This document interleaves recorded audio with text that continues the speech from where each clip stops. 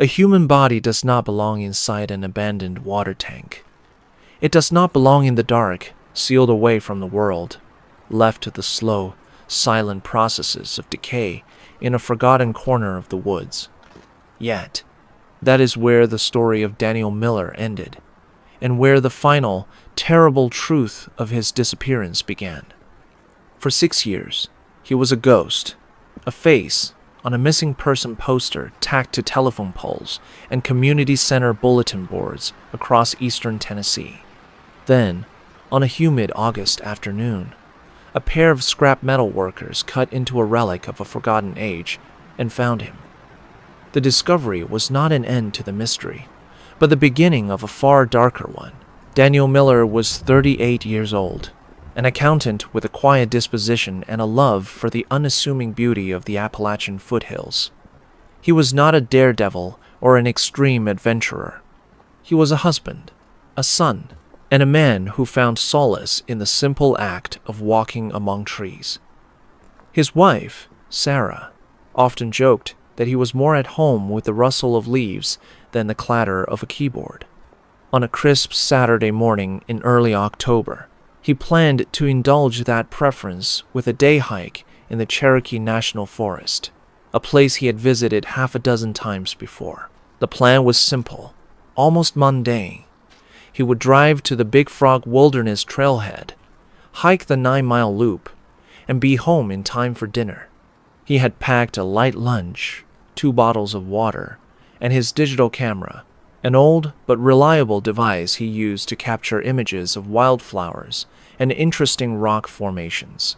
He was not seeking to conquer a mountain. He was seeking a few hours of quiet contemplation before the start of another busy week. This ordinariness would later become the most haunting aspect of his story. He was not a man who courted danger. Danger came looking for him. The last time Sarah saw her husband, he was standing in their driveway, dressed in hiking boots, cargo pants, and a fleece pullover. He kissed her goodbye, a familiar and comforting ritual. He told her he loved her and that he would call if he decided to take a longer route, though he doubted he would. An hour later, her phone chimed with a text message. It was a picture of the wooden sign at the trailhead, the familiar brown and yellow emblem of the U.S. Forest Service. Below it, a short message read, "Beautiful day for it. See you tonight." That was the last anyone ever heard from Daniel Miller. The sun began to set, painting the sky in hues of orange and purple. Sarah started preparing dinner, expecting the sound of his sedan pulling into the driveway at any moment. By 7 o'clock, with the food growing cold, a small knot of worry began to form in her stomach. She told herself he had simply lost track of time, mesmerized by a sunset view from a scenic overlook. Maybe his phone battery had died. These were the logical, rational explanations she clung to as the clock ticked past 8, then 9. By 10 o'clock, the rationalizations had evaporated, replaced by a rising tide of panic. The 9-mile loop should have taken him 6 hours at a leisurely pace, 7 at the most. He had been gone for nearly 12. She called his phone again and again, each time being sent directly to voicemail. Her calls to local hospitals yielded nothing. With trembling hands, she finally dialed 911 and reported her husband missing. The voice on the other end was calm and professional, but it did little to soothe the terror that had taken root in her heart. The response was immediate and comprehensive. Polk County Sheriff's deputies were dispatched to the Big Frog trailhead. They found Daniel's gray sedan parked neatly in its space. Inside, on the passenger seat, was his wallet, containing his driver's license and credit cards. His house keys were in the center console. The discovery of the car and its contents was a double-edged sword. It confirmed he had made it to the trail, but it also dispelled any notion that he had simply decided to leave. Robbery seemed unlikely. A thief would have taken the wallet.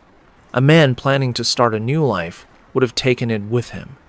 He had walked into the forest and had not walked out. As dawn broke, A full-scale search operation was underway. The effort was a coordinated display of resources, bringing together the Sheriff's Department, the Tennessee Wildlife Resources Agency, and dozens of volunteers from local search and rescue groups. A command post was established in the parking lot, a hub of maps, radios, and anxious energy. Ground crews, organized into grids, began a methodical sweep of the 9-mile trail. They moved slowly, their eyes scanning for any sign of a misstep, a broken branch, a scuff mark, a dropped water bottle. The terrain was challenging. While the trail itself was well maintained, the surrounding wilderness was a dense tapestry of thick underbrush, steep ravines, and rocky outcrops slick with moss. A helicopter buzzed overhead, its thermal imaging cameras searching for any heat signature that might be a living person. K9 units were brought in, their handlers letting them sniff a t-shirt Daniel had worn. The dogs picked up a scent along the first mile of the trail, their excitement palpable. But then, abruptly, the trail went cold. They cast about, whining in confusion, but could not reacquire the scent. It was as if Daniel had simply vanished into thin air. The first 24 hours turned into 48, then a week. Every inch of the official trail was searched and researched. Investigators considered every possibility. Had he suffered a medical emergency, like a heart attack or an aneurysm? It was possible, but his primary care physician confirmed he was in excellent health, with no known conditions. Even so, if he had collapsed, his body should have been found on or near the trail. The search teams had expanded their grid to a quarter-mile on either side of the path, a grueling task in the dense forest, but they found nothing. The theory of an animal attack was also considered. The area was home to black bears and venomous snakes. However, experienced trackers found no signs of a struggle, no blood, and no drag marks. A bear attack, in particular, would have left a significant and unmistakable scene of violence. There was nothing. The forest was pristine, indifferent. It held its secrets close. As the days bled into weeks, the official search began to wind down. Resources were finite, and with no new leads, the massive operation could not be sustained. The command post was dismantled. The professionals returned to their regular duties, and a somber quiet fell over the trailhead. For the authorities, the search was transitioning from a rescue to a recovery, and eventually into a cold case. For Sarah and Daniel's parents, it was the beginning of a waking nightmare, a purgatory of unanswered questions. Hope, however, is a stubborn thing. While the official search was scaled back, the unofficial one continued. Sarah, along with Daniel's family and a small, dedicated group of friends and volunteers, refused to give up. They spent their weekends walking the trails, calling his name until their voices were hoarse. They plastered missing person flyers with his smiling face in every gas station, diner, and post office within a 100-mile radius. The flyers yellowed and tore in the wind and rain, becoming a sad, fading monument to a man who was everywhere and nowhere at once. The family hired a private investigator, a retired detective with a reputation for solving difficult cases. He meticulously went over every detail of the initial investigation. He re-interviewed Sarah, asking painful questions about their marriage, their finances, their life.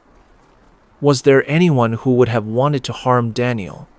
Sarah couldn't imagine it. He was a man who avoided conflict, who had no known enemies. The investigator checked Daniel's bank accounts, credit cards, and phone records.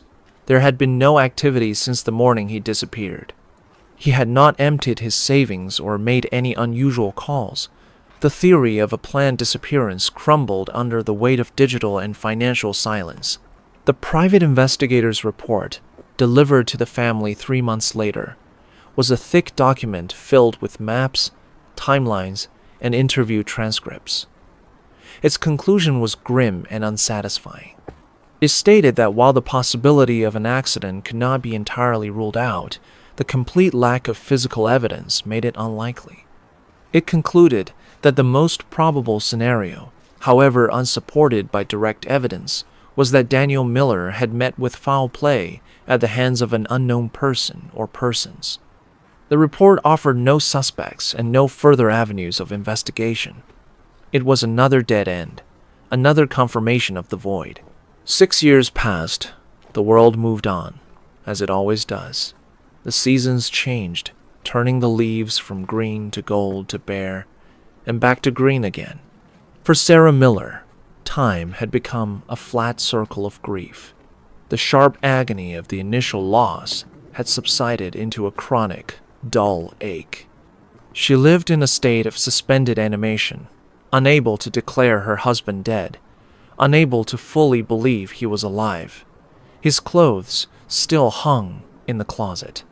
His car, eventually retrieved from the police impound, sat covered by a tarp in her garage. She was trapped in the amber of that October day. Daniel's parents grew older, their health declining under the strain of unresolved loss. The flyers eventually came down, replaced by newer notices for lost pets and community bake sales. The case of the missing hiker faded from public consciousness, becoming a piece of local lore, a cautionary tale told to visitors at the trailhead. In the files of the Polk County Sheriff's Department, Daniel Miller's case was officially classified as cold, presumed deceased. He was a statistic, a name in a binder on a dusty shelf. Then came the humid August afternoon. A small independent salvage company had been hired by a new landowner to clear scrap metal from a recently purchased tract of land. The property was a few miles from the Big Frog trailhead, a tangled mess of overgrowth and derelict structures that bordered the national forest and sat adjacent to the grounds of an old, abandoned Boy Scout camp called Camp Ocoee. The camp itself had been closed for decades, its cabins slowly surrendering to nature. Jed, the foreman of the two-man crew, was surveying the property with his partner, a young man named Ricky. Their job was to cut up and haul away any valuable metal. They found rusted bed frames, old engine blocks, and the skeletal remains of a tractor. Then, tucked away in a thicket of kudzu and thorny vines, they found it.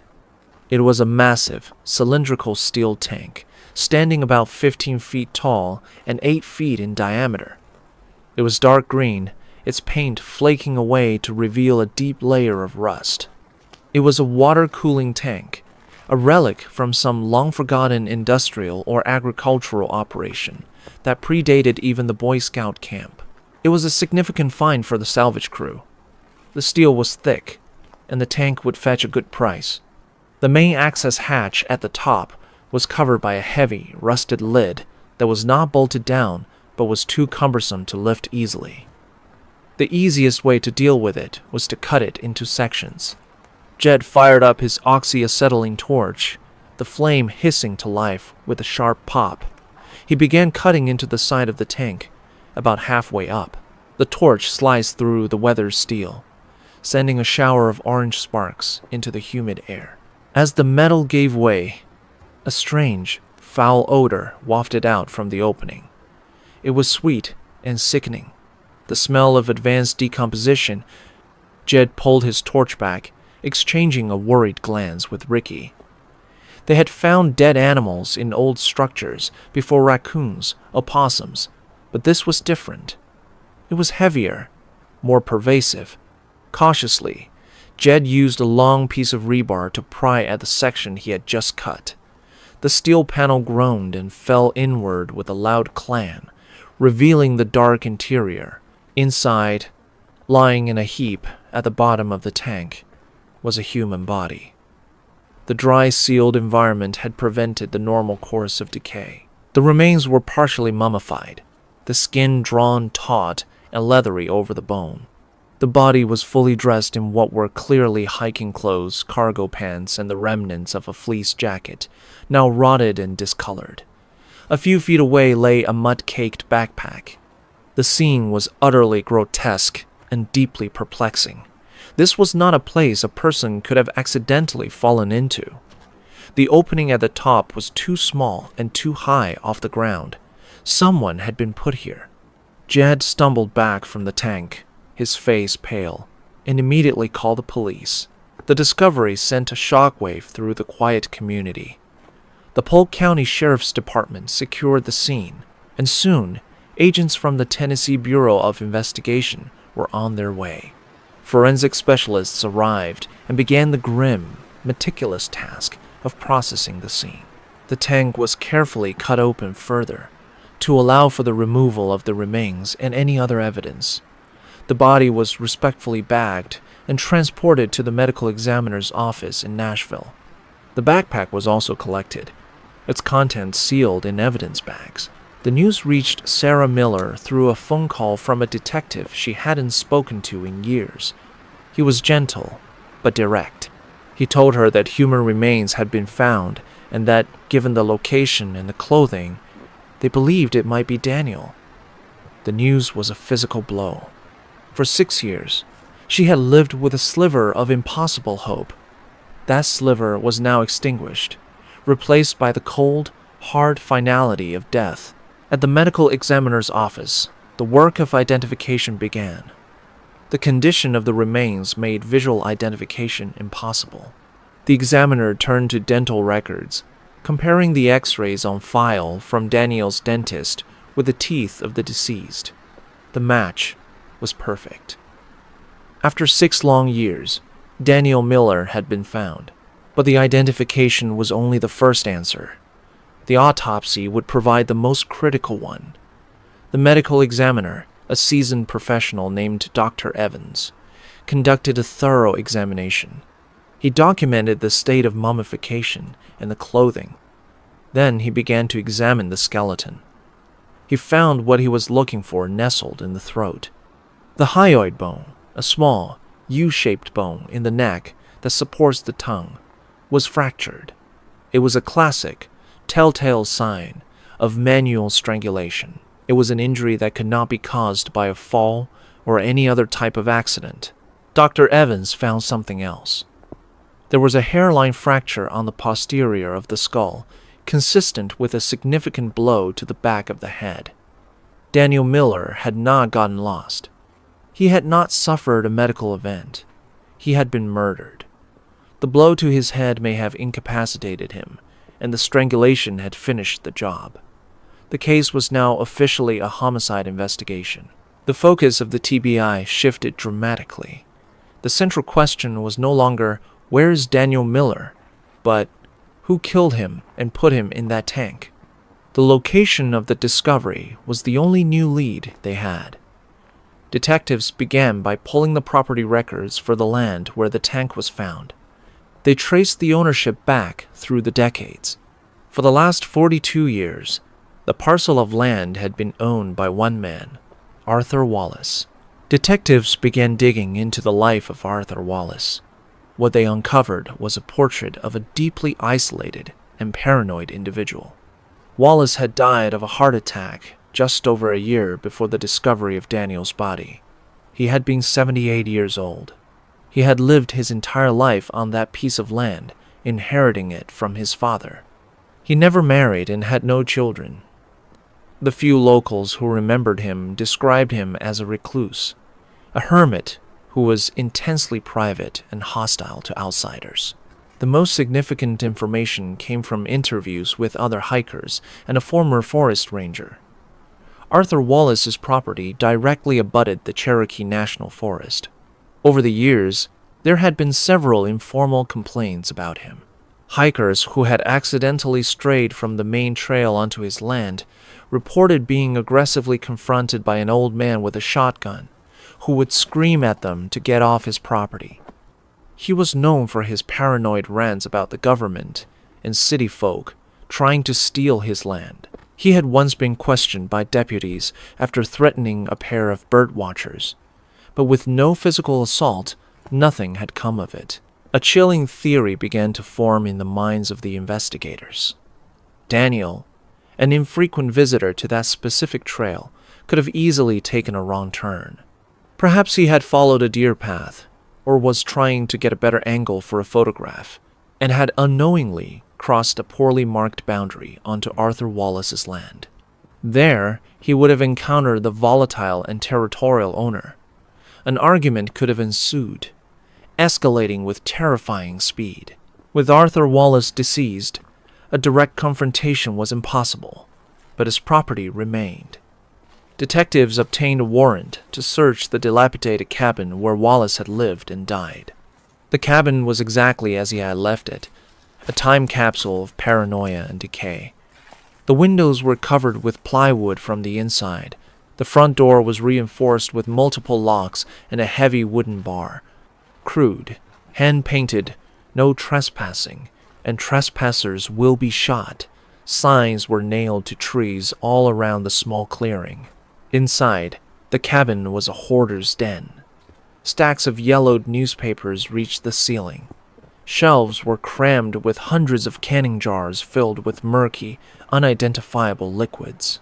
The air was thick with the smell of dust, mildew, and neglect. It was the home of a man who had walled himself off from the world, both physically and mentally. The investigators began a slow, painstaking search through the detritus of Wallace's life. In a back bedroom, under a rickety bed frame, they found a dusty, padlocked footlocker. They pried it open. Inside, beneath a pile of old rags, was a collection of items that made the detective's blood run cold. There were several hand-drawn maps of the surrounding forest, with trails and property lines marked in red ink.